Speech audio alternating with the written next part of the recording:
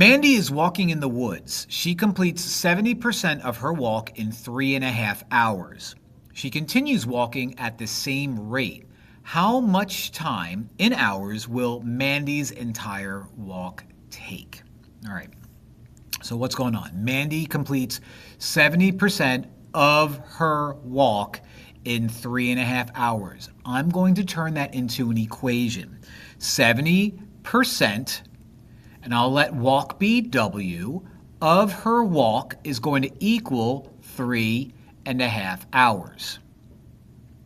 So I'm going to turn 70% into a fraction.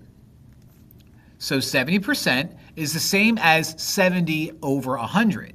I'm going to write that to the side just to remind you, okay? Remember, percent means out of 100. So this is the same thing as 70 out of 100. But you know what? 70 out of 100 is the same thing as 7 out of 10 because I can divide the numerator and the denominator, both of them, by 10. So this is 3/10 W equals 3.5. Now, I'm allowed to use a calculator here, but I don't want to. I want to turn you into an improper fraction. The way you turn 3.5 into an improper fraction is you multiply the whole number times the denominator. 3 times 2, which is 6. Add that to the numerator, which is 7. So 3 times 2, which is 6. 6 plus 1 is 7.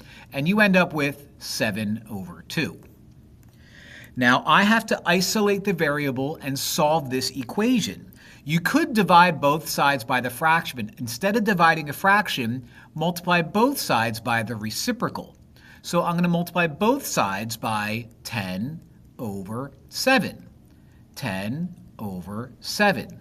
Now the 10s cancel out because I have one up here and one down there, and the 7s cancel out because I have one up here and one down there, leaving you with just W. Well, wait a minute. If the 7s cancel out because I have one up here and one down there, then don't these 7s also cancel out for the same exact reasons? They do. And what I have is invisible 1 times 10, which is 10, and 2 times invisible 1, which is 2. And last time I checked, 10 divided by 2 is 5.